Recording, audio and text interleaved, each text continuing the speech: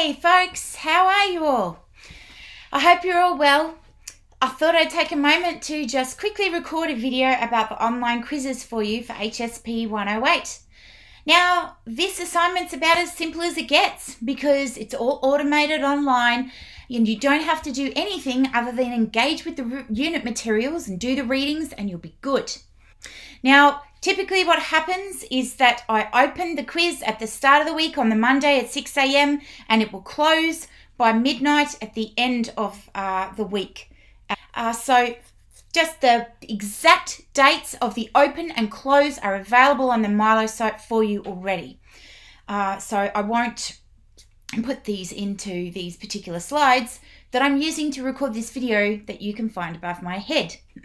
The weighting of these quizzes is 40% of your overall grade for this particular unit. So the task is you will complete 2 multiple choice online quizzes. Each quiz contains 20 questions drawn from the key readings only. Quiz 1 will run in week 7 and questions will be drawn from readings from weeks 1 to 6.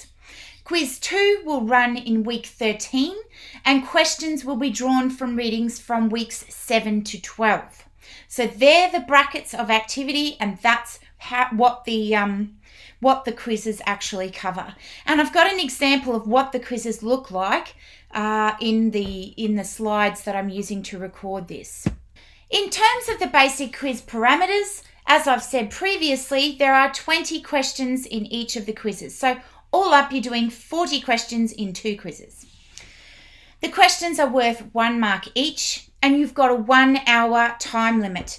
It will shut down on the dot of 1 hour. So make sure you get it done in that hour, or you will lose marks for unanswered questions. I have given you way more time than you need to do this. You could seriously do 20 questions in like 20 minutes. So you should be fine with the 1 hour limit. You get 3 overall attempts. So if you do a shit job the first time, you can go back and have another go at it if you like. Also, I've set it so that you can backtrack. If a question has you totally stumped, then you can go back to it and keep going through with the other questions. So just remember that. And the questions are pulled randomly from a larger pool of questions that we've got up there to deter answer sharing. This means you can't sit next to your friend because you'll each be doing different questions from the quiz. Some basic tips. Start with the questions that you can easily answer because these are the ones that you can move through quickly. And if you have got ones that are a bit harder, you can go back to them. And that makes it a little bit easier for you overall. Cover the choices that you have and answer the question yourself first. Then look at the alternatives. If you do this and you've actually prepared and read your readings, you'll actually find it much easier to answer and you'll most likely have the correct one. Sometimes you can virtually cross out the choices that are wrong and then you'll most easily see the answers that you have left.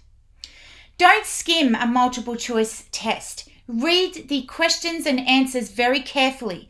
Many questions have pairs of answers that are very similar and the correct answer is often found in one of 2 answers that you've got in front of you that are quite similar. So don't skip through it, folks. Spend your time really reading those questions very, very carefully. Be sure to read all of the choices that you've been given. One may be correct, but another answer may be more correct or more precise in its detail. Watch for key words such as always, only, all, never, completely, that sort of stuff. Absolute terms like that often indicate a wrong answer. You can also translate any double negative statements into positive ones, and that's something that can help reduce confusion. And make sure you answer every question, unless there is a penalty for wrong answers. Even if you only guess, you may guess correctly and gain more marks. It's a no-brainer. So this is what you need to do the quiz, and these are just a few little tips because these things do lead to a lot of issues. Number 1, have a quiet space. See if you can keep the kitties away if you've got them. Make sure there's no dogs to interrupt you. Don't do it in a library full of people, right? Just basic, straightforward, quiet is best. Number 2, get yourself a stable internet connection. If you haven't got that at home, see if you can book a meeting room in the library so you've got it there. Number 3, have a clock next to you so you can clearly see what time it is and how much time you've got left. Number 4, turn off your phone. Don't answer any phone calls, things like that. Just block it out for an hour. People will be fine in that time. Number 5, have something to chew on. Minties are good. Chewing gum can do the same thing. It actually stimulates brain activity, so helps you to think.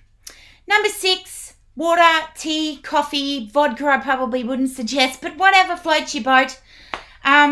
Have those things on hand with you while you're doing your thing. If you're anything like me, tea's not a good idea because it goes straight through my system in 20 minutes and I have to go to the toilet. But whatever you need, have it at hand. Good sleep is a very good idea. You will be able to do stuff better. The research tells us you can concentrate better when you have good sleep. So plan for that too. And of course, you can have your readings with you. So have them beside you if you can, or on the screen in front of you, or whatever, so that you can draw on those as you're working through the quiz. I've given you an example there on the slide so you can see what they look like, just so that it, demystifies the process a little bit for you there. And most importantly, if your internet drops out and you have not completed the quiz, what happens? Don't panic. We can always work around this stuff. The quiz is set up so that if you drop out, your responses will be there, but the coordinator or the Milo team might have to turn it back on for you. So just keep that in mind. And of course, as a fallback position, just email me and we can go from there. That's pretty much it, folks. If you've got any questions, just get in touch with me. I hope that helps, and I hope you have a fantastic week. Anyways, I will chat to you soon. See you later.